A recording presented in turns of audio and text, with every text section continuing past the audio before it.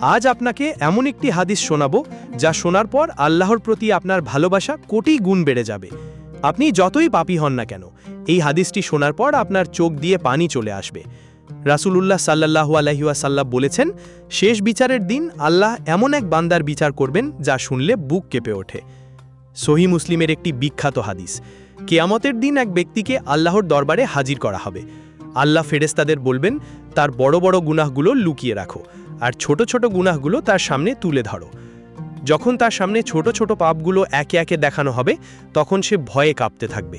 সে মনে মনে ভাববে, আমার এই ছোট গুনাহগুলোর শাস্তিই তো আমি সহ্য করতে পারবো না, জানি না আমার বড় গুনাহগুলোর কি হবে। ঠিক তখনই আল্লাহ বলবেন, আমার দয়া দেখো, আজ তোমার প্রতিটি গুনাহকে আমি সওয়াব দিয়ে বদলে দিলাম। সুবহানাল্লাহ। সেই ব্যক্তি তখন অবাক হয়ে যাবে। সে দেখবে তার পাপগুলো সব নেকিতে রূপান্তর হয়ে গেছে। তখন সে খুশিতে হেসে উঠবে এবং বলবে, হে আল্লাহ, আমার এমন অনেক বড় বড় গুনাহ আছে যা আমি এখানে দেখতে পাচ্ছি না।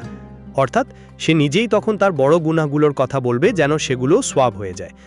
রেফারেন্স সহিহ মুসলিম, হাদিস নং 365। বন্ধুরা, আমাদের আল্লাহ কত দয়ালু, চিন্তা করে দেখেছেন? আমরা সারা জীবন ভুল করি, পাপ করি, কিন্তু আমরা যখন খাঁটি মনে আল্লাহর কাছে তওবা করি, আল্লাহ শুধু আমাদের মাফই করেন না, বরং আমাদের অতীতের সব পাপকে সওয়াবে বদলে দেন।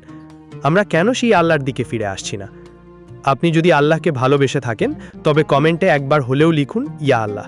আর এই ভিডিওটি আপনার প্রিয়জনদের সাথে শেয়ার করুন। হয়তো আপনার একটি শেয়ারের কারণে আজ কোনো এক পাপী বান্দা আল্লাহর পথে ফিরে আসবে। আল্লাহ আমাদের সবাইকে ক্ষমা করুন, আমিন। নতুন নতুন ইসলামিক ভিডিও পেতে আমাদের চ্যানেলটি সাবস্ক্রাইব করে রাখুন। প্রতিদিন নিউ আপডেট।